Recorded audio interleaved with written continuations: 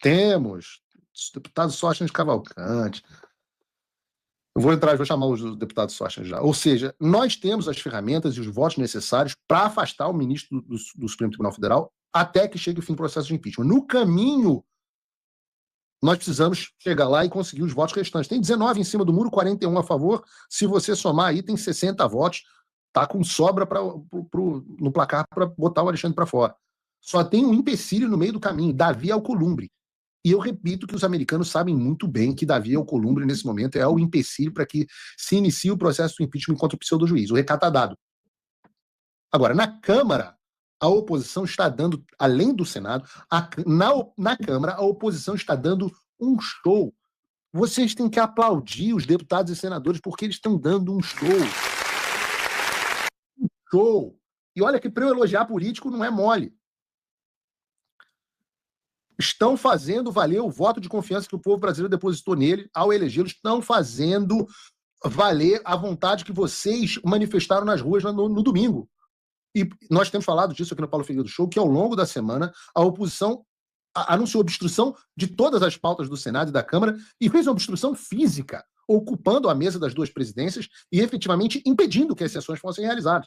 E isso irritou muito Davi Alcolumbre e Hugo Mota, o que é engraçado, porque o Alcolumbre até fez uma nota dizendo que isso era antidemocrático, que não ia aceitar intimidações, etc., ou tentativa de constrangimento, mas ele próprio utilizou essa mesma tática em 2019 para impedir que o senador José Maranhão, aliado do seu então oponente à presidência do Senado, Renan Calheiros, presidisse a sessão que escolheria o novo presidente da casa. O Alcolumbre ficou lá por 7 horas ocupando a mesa da presidência do Senado. Então, acho que ele não deveria estar tão surpreso com essa prática brilhante. Mas depois de muitas discussões, negociações que a gente vai entender hoje, inclusive tentativas de coerção por parte da Polícia Legislativa, a oposição e o Hugo Mota, eu não vou dizer que chegaram a um acordo, porque essa palavra está dando muita confusão. Mas foi feita a desocupação e nós vamos discutir os termos nos quais isso aconteceu. E para isso eu recebo meu querido amigo, está sendo um herói nessa história toda, grande líder do Partido Liberal na Câmara, o deputado Sóstenes Cavalcante. Deputado Sóstenes, obrigado por ter aceito o convite aqui de participar no Paulo Figueiredo Show. Poxa, assim, não tenho como elogiar mais a atuação heróica aí dos senhores. Me encheram de orgulho, encheram o povo brasileiro de orgulho, estão lutando pela gente e parece que a maré está mudando. Mas eu quero ouvir de você, vou chamar aqui de você, Sóstenes, a gente tem relação. Vou chamar de você, quero ouvir da sua boca o que aconteceu nesses últimos dias e onde é que a gente está. Teve confusão, teve acordo, não teve acordo? Vamos ouvir direto da boca do homem. Vamos lá. Primeiro, Paulo, uma alegria. Boa tarde, obrigado. Você sabe que uma batalha não se vence, uma guerra não se vence só com uma batalha. Serão várias batalhas, teremos vários heróis, teremos vários soldados feridos ao longo dela. É uma guerra. Nós estamos vivendo uma guerra com todos os ingredientes que conhecemos em uma guerra. Eu agradeço suas palavras elogiosas, mas quero compartilhá-las com você inicialmente, com o Eduardo, com o Porciúncula, que aí estão fazendo um trabalho brilhante nos Estados Unidos, que se a gente conseguiu algum avanço aqui, também é muito pelo trabalho de vocês aí. Então, eu quero compartilhar esta palavra herói com esses 3 heróis que estão aí nos Estados Unidos, compartilho essa palavra com toda a nossa bancada do PL, qual sou líder, como também compartilho esse mesmo título com o líder da oposição Zucco, com a líder da minoria Carol Detone, com o líder do Novo, o líder do União Brasil e o líder do Progressistas aqui nesta casa. Também temos que dividir o mesmo título com o Senado. O Rogério Marinho, o Portinho, a liderança do Senado e todos os senadores e toda a nossa bancada de deputados federais aqui do PL e da oposição têm sido gigantes nesse processo, assim como vocês aí cumprindo a missão. Nós estamos aqui para resgatar um país que foi, na minha avaliação, sequestrado. O Brasil hoje é sequestrado por alguns membros do Supremo Tribunal Federal.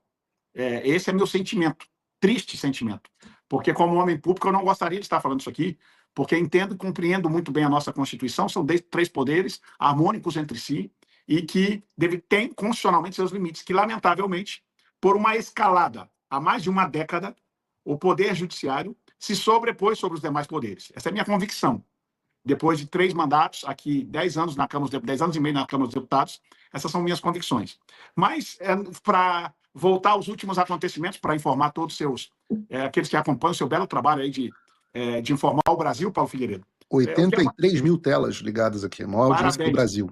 parabéns pelo seu trabalho e a todos esses que nos acompanham neste momento e que nos acompanharão depois, acompanhando essa live. Só te dizer que nós decidimos na segunda-feira, com a liderança dos presidentes de partido, liderado pelo Valdemar, que fez contato na terça-feira, às 10 da manhã, com o presidente do União Brasil, Rueda, que foi por Zoom, e fisicamente com Ciro Nogueira. Nós precisávamos organizar a estrutura em cima partidária, porque para ir para uma guerra que nós iríamos, não dava para ir sem retaguarda do primeiro pelotão. E o primeiro pelotão, numa democracia, são os presidentes partidários.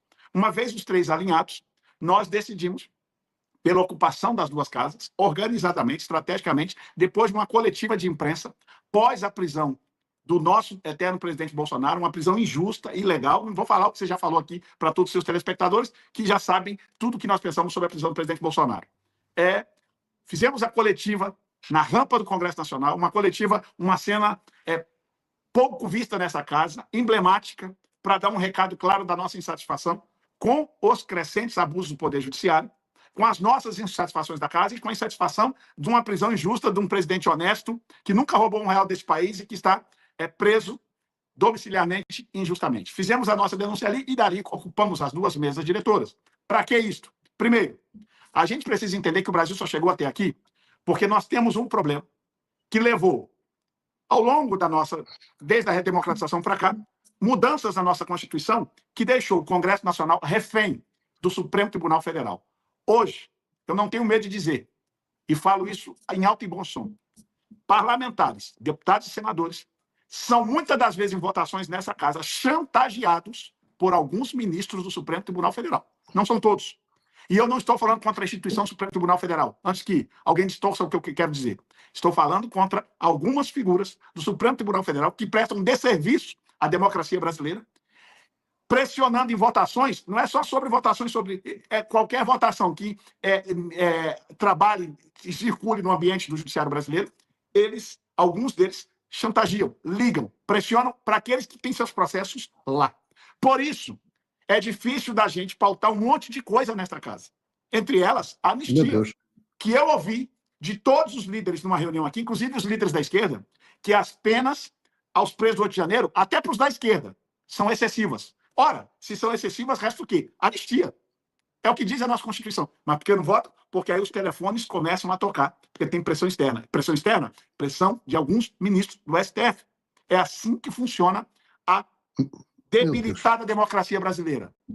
Falo e repito, é assim que funciona as ameaças, as chantagens com alguns parlamentares. Para resolver esse problema, o que a gente tem que fazer, o Figueiredo? Mudar o foro. Tirar o foro privilegiado, que em algum momento foi pensado para uma proteção, para dar mais autonomia aos parlamentares. Então, o que nós acordamos aqui? Nós vamos votar. E aí não foi um acordo feito. A imprensa aí, algumas imprensas distorceram. Porque a gente não queria fazer a ocupação para chantagear presidente de Câmara nem de Senado. A direita não é chantagista como a esquerda costuma ser. Nós somos ordeiros, nós somos da paz. Quando temos que guerrear, sabemos guerrear com tática, mas usar de uma ocupação para chantagear o presidente daqui ou lá, nós não iríamos fazer, porque não é um papel da direita isso. Nós queríamos usar a ocupação como instrumento de pressão. E para não ficar a leitura de chantagem, porque se você agir com chantagem com o presidente das casas hoje, a gente goste ou não, amanhã nós daríamos o direito à esquerda também chantagear. E nós não somos chantageados. Mas não está havendo já, Sóstenes, chantagem da esquerda? Não, para mim... Você acabou de dizer que há mais do que chantagem, há ameaça. Não, para mim há chantagem, sim, do STF. A esquerda eu não colocaria na conta da esquerda isso. Paulo. É que o esquerda e o STF às vezes parecem ser às vezes se misturam, concordo com você. Talvez nessa mistura você tenha razão. Mas eu foco especial, porque esquerda e direita na política sempre vai existir e é necessário. Claro. Senão vira ditadura. Nós não somos a favor, a gente quer o contraditório. Então, assim, mas a gente às vezes concorda e nem todo mundo pensa igual na direita, e graças a Deus, porque tem coisa que você fala que eu não concordo, já vi você também não concordando comigo. Este é o grande... Assim que é bom. É o princípio da liberdade, não é? Então, o que acontece? Acho que existe, sim, essa chantagem feita pelo STF. Mas nós não poderíamos fazer esse instrumento com a ocupação que nós fizemos. Então, para blindar o presidente das casas, como é que foi o acordo feito? Fizemos um acordo dos líderes, dos partidos que decidimos ocupar. Tinha comando.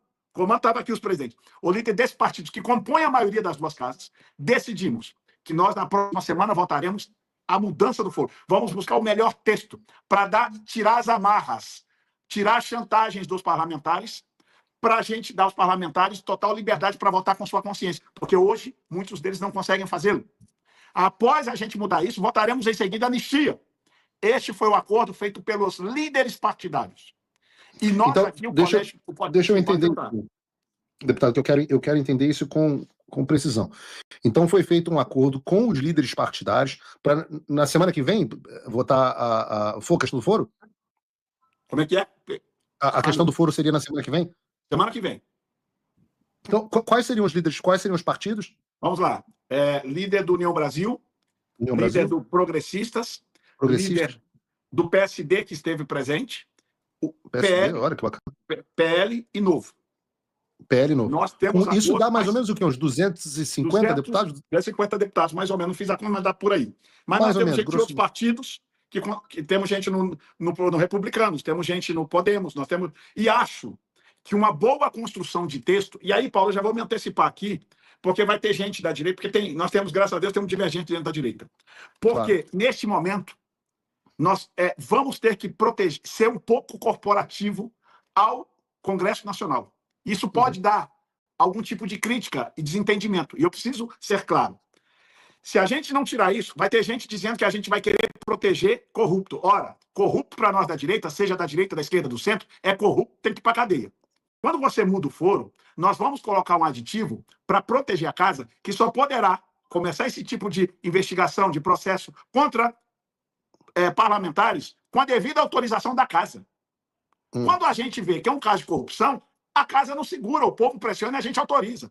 A gente vai ter que colocar mecanismos de proteção para a casa. Porque senão nós mudaríamos do STF para alguma outra instância. Somente. Nós vamos ter que mudar a instância e botar proteção para que os parlamentares, aqui, nós autorizemos a investigação para que os parlamentares se sintam confortáveis com votar com a consciência. Porque, tristemente, o problema do Supremo Tribunal Federal, às vezes, se estende a outras instâncias do Judiciário. Às vezes. Não com a mesma magnitude do STF, vamos ser muito honestos, mas às vezes, em alguma circunstância, acontece. Então, assim, pode ter crítica da direita e nós vamos estar dispostos a receber, mas esse é o caminho para a gente tirar essas amarras do judiciário. Logo depois de votar o fim do foro, nós vamos votar a anistia, logo em seguida, foi isso que nós combinamos os líderes. Estes líderes estaremos a semana que vem, aliás, hoje eu tenho uma outra conversa com o presidente Hugo Mota, mas nós estaremos a semana que vem com os líderes, já estamos começando a organizar o texto desta PEC, será uma PEC do fim do foro, e nós vamos votar na semana que vem para destravar o problema das amarras dos parlamentares. Eu, sem dúvida nenhuma, essa questão da própria Câmara analisar se deve ou não abrir investigações contra si mesmo vai gerar problemas. Mas esse é um problema para a gente resolver no futuro. Eu prefiro sempre o problema. Eu prefiro sempre o problema que a gente resolve nas urnas do que o problema que a gente não pode resolver de jeito nenhum. Parabéns. É isso aí. Na pior das hipóteses, a cada 4 anos vocês têm que renovar o contrato de vocês. O bandido daqui. A população tira o bandido daqui. O Alexandre e companhia são vitalícios. E hoje a gente tem um desequilíbrio entre poderes e não vai ter... Na democracia, às vezes a gente tem que empurrar a coisa um pouquinho demais para um lado, aí dá um problema, a gente tem que empurrar para o outro, e hoje o problema real é o superpoder do judiciário. Então não tenho grandes problemas com isso, não. Minha dúvida, deputado, então depois de votar essa PEC do foro, iria para o Senado. Sim. E como está o clima no Senado em relação a isso? Sabe dizer? Aí hoje, inclusive, a ocupação do Senado só acabou hoje, por volta de 10h45 da manhã. Os senadores ficaram até hoje. Nós acabamos a nossa ocupação. Por quê? Porque faltava a 41ª assinatura do pedido de impeachment no Senado, que aconteceu hoje às 10h40 da manhã. Quando aconteceu, aqui hoje.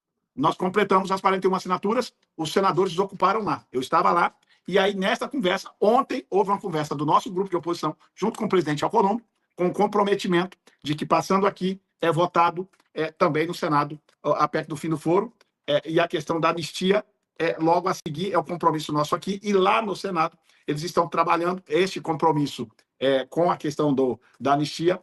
No momento aqui, a gente votar aqui, começará uma nova negociação no Senado para que a anistia também seja negociado lá. O que nós não conseguimos para ser 100% dos nossos compromissos foi que o compromisso do presidente Davi Alcolumbre, que nós gostaríamos de dar isso ao Brasil, porque o Brasil merece, as pessoas patriotas que foram para as ruas no domingo pediram, era que a gente pudesse ter o compromisso do Davi Alcolumbre de pautar o impeachment do ministro Alexandre de Moraes. Ele não assumiu esse compromisso com os senadores, mas eu tenho convicção que com a pressão popular, com o passar dos dias, depois que a gente tirar essas duas travas, que é a PEC do fim do foro e a anistia, nós vamos avançar para o impeachment daquele que é violador dos direitos humanos, o ministro Alexandre de Moraes.